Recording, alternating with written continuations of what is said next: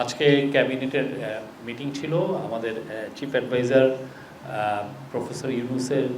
Professor Mohammad ইউনূসের নেতৃত্বে। এটা আজকে সম্ভবত 38তম মিটিং। সংস্কার কমিশনের আজকে তিনটা মেজর বিষয় ছিল। একটা হচ্ছে যে সংস্কার কমিশনের সুপারিশ বাস্তবায়ন অগ্রগতি পর্যালোচনা করা হয়েছে। দুই, রাজস্ব নীতি ও রাজস্ব ব্যবস্থাপনা এটার একটা সংশোধনে, যেটা একটা কিছুদিন আগে আপনারা জানেন একটা ল হয়েছিল, সেটার একটা অ্যামেন্ডমেন্টে এসছে এবং এটাকে অ্যামেন্ডমেন্টটা পাস হয়েছে। আর একটা হচ্ছে যে বাংলাদেশ এবং পাকিস্তানের সাথে ভিসা অ্যাবলিশন এর জন্য একটা চুক্তি হয়েছে এবং এটা ফর হচ্ছে ডিপ্লোম্যাটিক এবং অফিসিয়াল পাসপোর্ট যারা ধারণ করেন তাদের জন্য। এই তিনটা বিষয়ে আলোচনা হয়েছে। এছাড়া এমনি অন্যান্য আরও কিছু কিছু বিষয়ে আলোচনা হয়েছে। আমি প্রথমে হচ্ছে যে সংস্কার কমিশনের যেই বিষয় আপনারা জানেন, গত সপ্তাহে আমরা এটা বিষয়ে আপনাদেরকে একটু হাইলাইট দিয়েছি কি কি বিষয়ে কাজ হচ্ছে। এখানে একটা বিষয় আপনাদেরকে জানিয়ে রাখি, সেটা হচ্ছে যে যেই সংস্কার কমিশনের যতগুলো সংস্কার বাস্তবায়িত হচ্ছে, এটা হচ্ছে যে মোট 11টা কমিশনের মধ্যে কনস্টিটিউশনাল যে কমিশন ছাড়া যে 10টা কমিশনের উপরে আশু করণীয় 366টা বাছা হয়েছিল, সেটার উপরে একটা আমরা গত সপ্তাহে হাইলাইট দিয়েছিলাম। তো এখানে আপনাদের একটা বিষয়, সংস্কার শুধুমাত্র কমিশনগুলো যে 10টা করেছে, হ্যাঁ 10টা কমিশনের যে সংস্কার এটাই আমরা বাস্তবায়ন করছি না। এছাড়াও প্রত্যেকটা মিনিস্ট্রি এই আমাদের গভর্নমেন্টের দায়িত্ব গ্রহণ করার পরের থেকে তারা সবাই স্বপ্রণোদিত হয়ে এবং নিজেরা আইডেন্টিফাই করে অনেকগুলো কাজ করেছেন। আমরা আপনাদের কাছে আহ্বান করব, প্রত্যেকটা মিনিস্ট্রির সাথে আপনারা যদি যোগাযোগ করেন, তারা আপনাদেরকে এই লিস্টগুলো প্রোভাইড করতে পারবেন কতগুলো কাজ হয়েছে। আমি বলতে পারি এইখানে কয়েকশো সংস্কারের কাজ করেছেন এই প্রত্যেকটা মিনিস্ট্রি। তারা নিজেরা এটাই এমনকি যে সংস্কার কমিশনগুলো রিপোর্ট দিবেন সেই জন্য তারা বসে থাকেননি। প্রত্যেকটা মিনিস্ট্রি, আমি ল মিনিস্ট্রির কথা বলতে পারি, আমি এনভায়রনমেন্ট মিনিস্ট্রির কথা বলতে পারি, এনার্জি মিনিস্ট্রির কথা বলতে পারি, এবং এনার্জি মিনিস্ট্রিতে কিছু কিছু কাজ খুব দ্রুতভাবে করা হয়েছে। যেমন আপনি জানেন স্পেশাল পাওয়ার্স অ্যাক্ট ছিল একটা, এটা আমরা এই গভর্নমেন্ট দায়িত্ব গ্রহণের 2 সপ্তাহের মধ্যেই এই কাজটা করা হয়েছে। এর ফলে যেটা হয়েছে যে এই অ্যাক্টের মাধ্যমে বাংলাদেশে সবচেয়ে বেশি চুরি হয়েছে, যার ফলে গত গভর্নমেন্ট তার যারা পছন্দের যারা বিজনেসম্যান তাদেরকে চুরির লাইসেন্স দিয়েছিলেন এই পাওয়ার প্ল্যান্ট ক্যাপাসিটি চার্জের মাধ্যমে, পাওয়ার প্ল্যান্টের চুক্তির মাধ্যমে। তো সেইটা নিয়ে আজকে এইটা পর্যালোচনা করা হয়েছে। আজকে এই সংস্কার কমিশনের সুপারিশ কতটুকু বাস্তবায়ন হয়েছে এবং সেইটা সামনে আরও স্ট্রিমলাইন করার কথা বলেছেন। সেক্ষেত্রে যেগুলো খুব আসল করণীয় সেগুলোর লিস্ট আমরা সামনে যেগুলো বাস্তবায়িত হচ্ছে সেইগুলো আমরা প্রতি সপ্তাহে আপনাদেরকে কিছু কিছু কিছু আপডেট দিব। যেটা হয়েছে যে একটা ল অ্যামেন্ডমেন্ট হয়েছে, যে লটা হচ্ছে রাজস্ব নীতি ও রাজস্ব ব্যবস্থাপনা উইদিন ব্র্যাকেট সংশোধন অধ্যাদেশ 2025 এর নীতিগত ও চূড়ান্ত অনুমোদন হয়েছে। আমি আবার পড়ি এখানে, সরকারের রাজস্ব আহরণ কার্যক্রমের স্বচ্ছতা, জবাবদিহিতা ও গতিশীলতা বৃদ্ধিকরণ ও রাজস্ব নীতি প্রণয়ন ও রাজস্ব আহরণ ব্যবস্থাপনা কার্যক্রম পৃথকীকরণের জন্য বিদ্যমান কাঠামো পুনর্গঠনপূর্বক রাজস্ব নীতি বিভাগ ও রাজস্ব ব্যবস্থাপনা বিভাগ নামে 2টি পৃথক বিভাগ প্রতিষ্ঠাকল্পে গত 12ই মে 2025 তারিখে রাজস্ব নীতি ও রাজস্ব ব্যবস্থাপনা অধ্যাদেশ 2025 জারি করা হয়। জারি করা অধ্যাদেশের কয়েকটি ধারার বিষয়ে জাতীয় রাজস্ব বোর্ডের কর্মচারীদের সাথে কথাবার্তা হয়।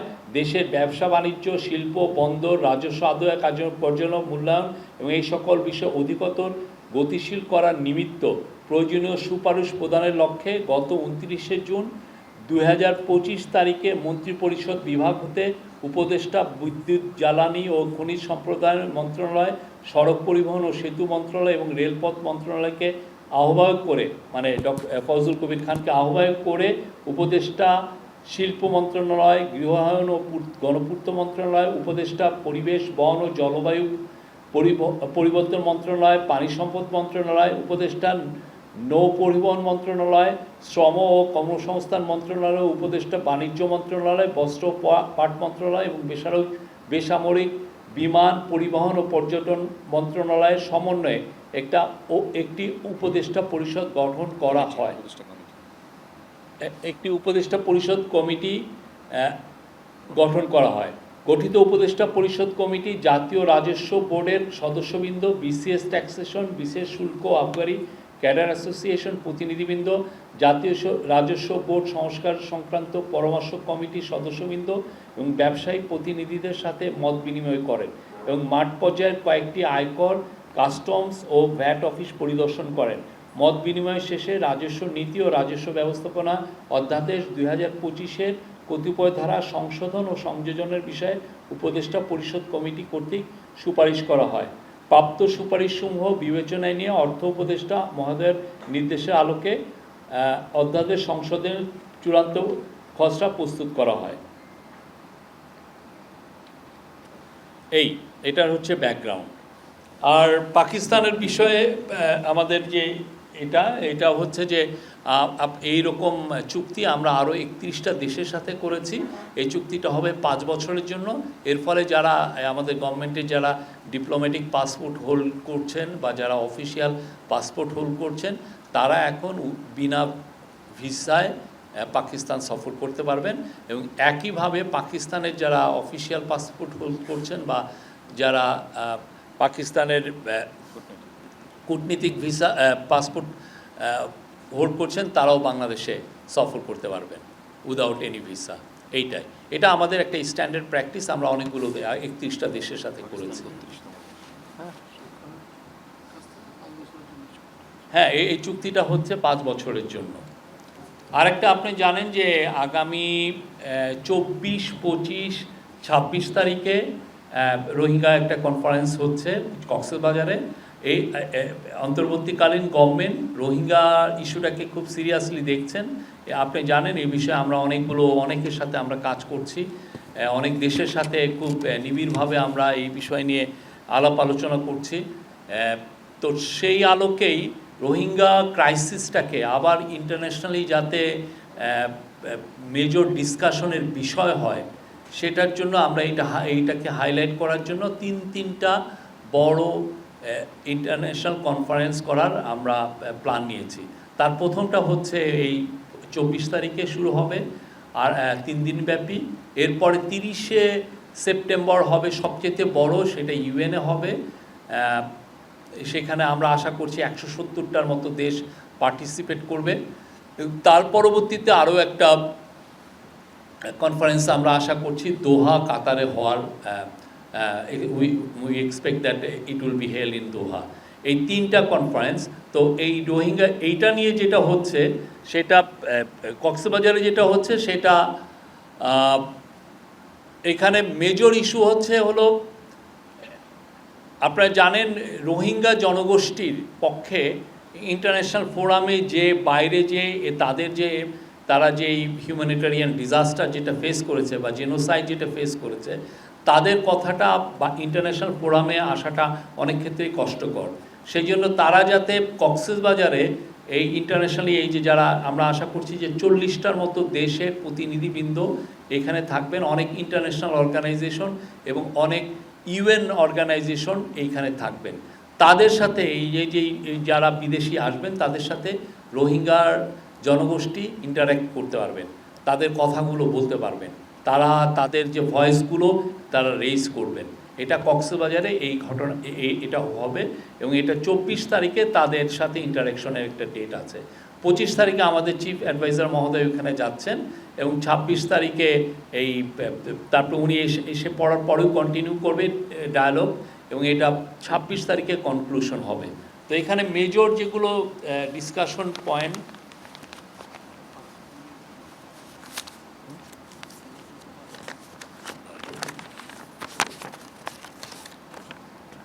প্রথমটা হচ্ছে যে special session with Rohingya representative. সেখানে মেজর ডিসকাশন পয়েন্ট হলো confidence building measure towards A conducive environment for repatriation of Rohingyas to their homeland in Myanmar. তারপরে নাম্বার 2 হচ্ছে আপনারা জানেন যে রোহিঙ্গাদের হিউম্যানিটেরিয়ান অ্যাসিস্ট্যান্সটা অনেক কমে এসছে, তো সেইটাকে আবারকে রিফোকাস করা, humanitarian assistance to the Rohingya people, এইটা একটা নাম্বার 2।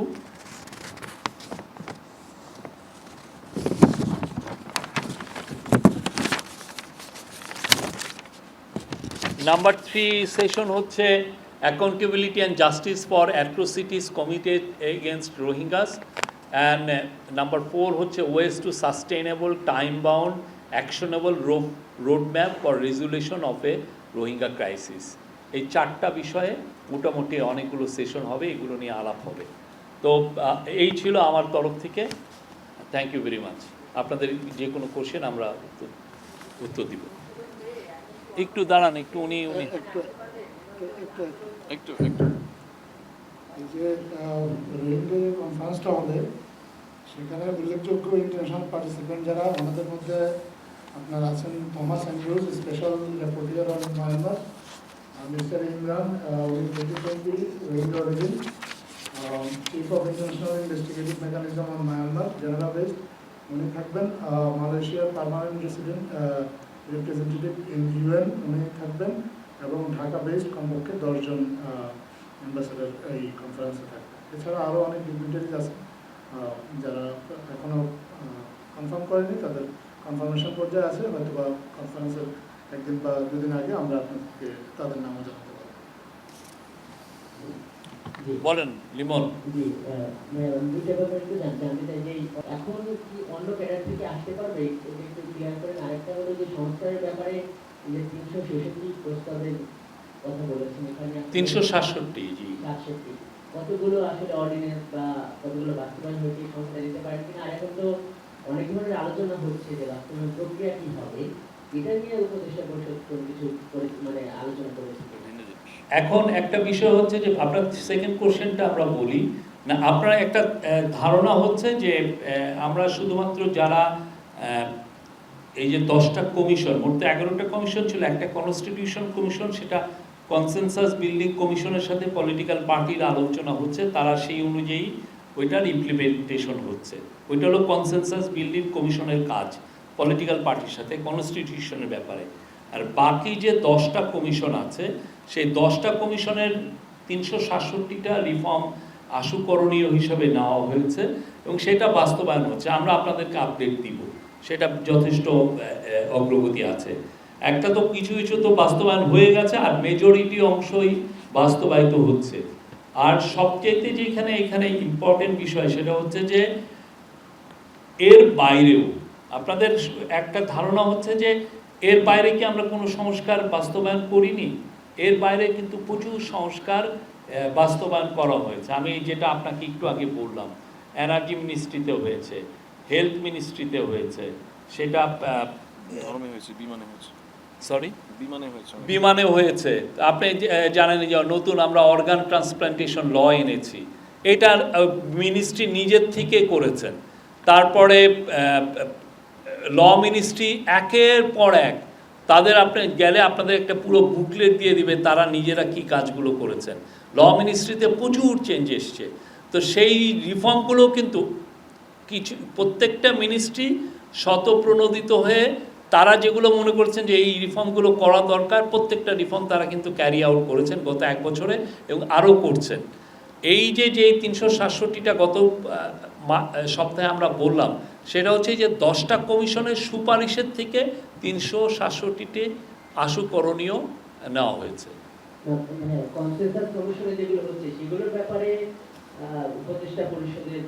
এটা কনসেনসাস কমিশনের সাথেই তাদের আলাপ হচ্ছে। কনসেনসাস কমিশন তো রিপ্রেজেন্ট করছেন হলো ইন্টারিম গভর্নমেন্টকে।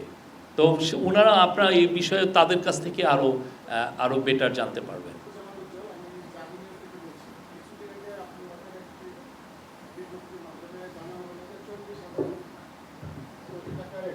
সন্ধান পাওয়া গেছে। এই সরকারের আমলে আসলে এই টাকার কতটুকু উদ্ধার করা সম্ভব হবে বা এটার প্রক্রিয়াটা কি হবে, আর এগুলো মানে এই টাকার মালিক কারা, এগুলো আপনারা প্রকাশ আদৌ করবেন কিনা? কারণ আমরা অনেক সময় দেখি যে এগুলি বলা হয়, আমরাও লিখি, কিন্তু বিস্তারিত পাঠকের মনেও প্রশ্ন থাকে, বা আমাদেরও জানতে ইচ্ছে করে যে আসলে এগুলো বলা হচ্ছে যে স্পেসিফিক মানে কোথায় কত কার টাকা কিভাবে গেল এগুলো আপনারা বিস্তারিত প্রকাশ করবেন কিনা। আরেকটা প্রশ্ন হচ্ছে, আপনারা বেশ কিছুদিন আগে বলেছিলেন যে নতুন একটা আইন করা হচ্ছে যার মাধ্যমে নাকি যাদের বিরুদ্ধে মিথ্যা মামলা দায়ের করা হয়েছে তারা এসপির মাধ্যমে অনুসন্ধান করে যদি দেখা যায় যে তারা নির্দোষ তাদেরকে মামলা থেকে অব্যাহতি দেওয়া হবে। আপনাদের কাছে কোনো তথ্য আছে কিনা এই যাবৎকালে এ ধরনের কোনো ইনভেস্টিগেট করে কতগুলো মামলা থেকে কতজনকে অব্যাহতি দেওয়া হয়েছে? আপনার লাস্টের কোশ্চেনের প্রথম অ্যান্সার হচ্ছে আপনি পুলিশের এআইজি পুলিশ যে পিআর তাকে এই বিষয়ে জিজ্ঞেস করবেন, উনি আপডেট দেবেন। আর যদি আপনি আমাদের জন্য ওয়েট করেন, আমরা এক সপ্তাহে দেখি, আমরা কালেক্ট করি যে এই বিষয়ে কোনো অলরেডি অগ্রগতি হয়েছে, কিন্তু লটাই তো হলো গত এক দুই সপ্তাহ আগে, সেই জন্য হয়তো আর প্রোগ্রেসটা কী বিষয়ে আমাদের একটু জানতে সময় নেবে। এটা আমরা জানলে আপনাকে আমরা আপডেট দিতে পারবো। আর আরেকটা বলছেন যে 40,000 কোটি টাকা, আপনি জানেন যে এই পুরো বিষয়গুলোর সাথে অনেক ধরনের লিটিগেশন আছে, এটা লিগাল অনেক ইমপ্লিকেশন আছে, ফলে অনেকের নাম আমরা এখানে রিভিল করতে পারি না, বা কোথায় তার প্রপার্টি আছে সেই জিনিসগুলো আমরা রিভিল করতে পারি না। বাট এদের অনেকেরই আপনারা দেখেছেন যে ব্রিটিশ পত্রিকায় এসছে কিছু কিছু এইটার প্রপার্টির বিষয়ে। আমাদের এখান থেকে যেহেতু গভর্নমেন্ট এখানে একটা পার্টি, গভর্নমেন্ট তো টাকাটা কীভাবে করবে, প্রথমে লোকেট করে যে এই জায়গায় সে টাকাটা নিয়ে গেছে, এই প্রপার্টি সে কিনেছে। সেকেন্ড কাজ হচ্ছে ওই প্রতিষ্ঠান, ওই দেশের এই বিষয়গুলো যারা দেখভাল করছেন তাদের সাথে কথা বলে ওই প্রপার্টিটাকে ফ্রোজেন করে। আপনি জানেন কিছু কিছু জায়গায় কিন্তু ফ্রোজেন হয়ে গেছে প্রপার্টি, তারপরে যেটা ইস্টাবলিশ করতে হয় যে এটা আমাদের টাকা দিয়ে উনি ওইখানে নিয়ে গেছেন, অতএব আমরা তার টাকাটা এই পুরোটা বিক্রি করে এটাকে ফেরত নিয়ে আসা, এই কাজটা এখন আমরা করছি। এই কাজটা শুরু হচ্ছে। এইটা খুবই টাইম কনজিউমিং একটা বিষয়, এবং এটা সারা পৃথিবীতেই এটা মানে আপনার টিম পাঠাতে হয় প্রতিটা সরেজমিনে, যে তারা দেখে আসেন কোথায় কোথায় আছেন, সেইখানে স্থানীয় যেগুলো অথরিটি আছে তাদের সাথে কথা বলতে হয়। এই কাজগুলো খুব সিরিয়াসলি করা হচ্ছে। এই কাজগুলো করার সাথে বাংলাদেশ ব্যাংকের টিমগুলো কাজ করছে, এখানে এন্টি করাপশন কমিশনের টিম কাজ করছে, এবং এনবিআইয়ের সিআইসির যেটা সেন্ট্রাল ইন্টেলিজেন্স সেল তারা কাজ করছে, এবং পুলিশেরও সিআইডির কাজ করছে। এটা খুবই বিস্তৃত একটা কাজ, এবং এটা আমার যেটা মনে হয় যে এটা কয়েক বছর লেগে যাবে পুরো জিনিসটাকে ফেরত আনতে। 10টারও বেশি ইন্টারন্যাশনাল অর্গানাইজেশন কাজ করে। আর আমরা প্রত্যেকটা যারা এই বিষয়ে কাজ করে, যে 10টারও বেশি ইন্টারন্যাশনাল অর্গানাইজেশন, তাদের সাথেও আমরা নিবিড়ভাবে কাজ করছি। তারা আমাদেরকে হেল্প করছেন এই পুরো বিষয়টায়। তথ্য প্রকাশে মডিউল মানতে হয়।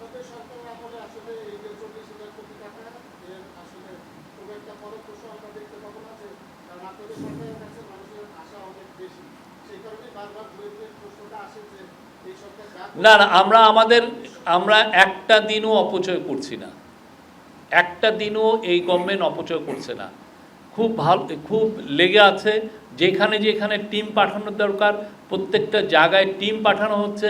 সরজমিনে যে তার প্রপার্টি চেক করে দেখে আসছেন তারা। আমরা আশা করছি যে আমাদের গভর্নমেন্টের সময় আমরা অবশ্যই কিছু সাকসেস আপনাদেরকে দেখাতে পারবো, সেই লক্ষ্যেই কাজ করা হচ্ছে। বাট আমরা উই আর বিং রিয়েলিস্টিক।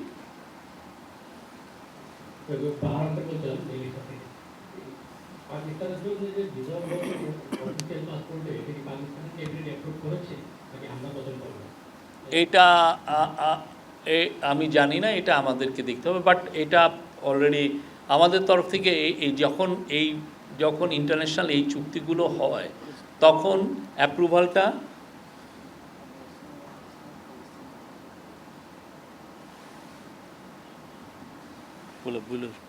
দাঁড়ান একটু, উনি বলছেন। এই বিষয়ে পাকিস্তান সরকারের সম্মতি পাওয়া গেছে। আচ্ছা, আর দ্বিতীয় প্রশ্ন হচ্ছে যে ভারতে তার যখন নিষিদ্ধ আওয়ামী লীগের অফিস স্থাপন নিয়ে বাংলাদেশের পক্ষ থেকে এক ধরনের জানানো হয়েছে, সেইটা পরিপ্রেক্ষিতে ভারত উত্তর দিয়েছে, সেই বিষয়ে আপনাদের অবস্থান? সে বিষয়ে আপনাদেরকে রেগুলারলি কথা বলবেন, এই বিষয়ে আমাদের ফরেন মিনিস্ট্রি এই বিষয়ে আপনাদেরকে আপডেট দিবেন। কালকে তারাই স্টেটমেন্টটা দিয়েছিলেন, তারাই আপনার পরবর্তী পদক্ষেপ কী হবে তারা জানাবেন। বলতে রোহিঙ্গাদের এই যে কনফারেন্স বিভাগে যে ব্রিফটা করলেন সেটা কিন্তু গ্রুপে দিয়ে দেওয়া যায় কিনা, তাহলে আমরা আরেকটু ক্লিয়ার করে যে বিষয়গুলো আপনি পরে নিয়েছেন। ওটা এখনো ড্রাফট, ওটা ফাইনাল হলে পুরো করা হবে। আমরা তো আপনাকে বললাম 4টা বিষয়ে আলোচনা হবে। রোহিঙ্গারা কথা বলবেন, ইন্টারন্যাশনাল যারা ডিগনিটারি আসবেন তাদের সাথে ইন্টারাকশন হবে, কনফিডেন্স বিল্ডিং মেজার নিয়ে কথাবার্তা হবে, কীভাবে তারা ফেরত যেতে চান এইটা নিয়ে কথাবার্তা হবে। তারপরে এই ক্রাইসিসের কীভাবে রেজুলেশন হয় সেটা নিয়ে কথা হবে, এবং হিউম্যানিটারিয়ান অ্যাসিস্ট্যান্স আপনি জানেন যত অনেক কমে গেছে, সেটাকে কীভাবে আরও বাড়ানো যায় যাতে রোহিঙ্গা জনগোষ্ঠীর কোনো হিউম্যানিটারিয়ান ক্রাইসিসে না পড়েন, সে বিষয়ে আলাপ হবে। Any other question? উজ্জ্বল ভাই যে প্রশ্নটা, ওখানে হচ্ছে যে বিদেশে যে অ্যাসেট আমাদের এখানে কোর্টে প্রমোশন হবে, এই কারণে সময় সাপেক্ষ বিষয়। না, এটা আরেকটা বিষয় হচ্ছে খুলনা ইউনিভার্সিটি, আপনি জানেন খুলনা ইউনিভার্সিটির স্টুডেন্টরা তাদের পার্শ্ববর্তী একটা সরকারি জমি তারা চাচ্ছিলেন তাদের বিষয়ে। তা গতকাল খুলনা ইউনিভার্সিটির সাথে আমাদের ফিশারিজ এবং livestock adviser Farid Akhtar ওনার ফলো একটা ভালো মিটিং হয়েছে। সেই মিটিংয়ের এইটা নিয়ে তারা একটা কমিটি করে দিবেন যারা এই বিষয়গুলো নিয়ে দেখবেন। Thank you.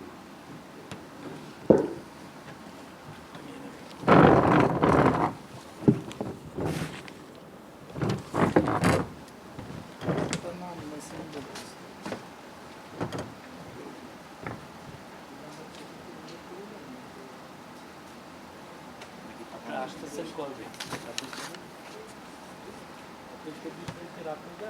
সুবাজারের প্রেস ক্লাবে একটা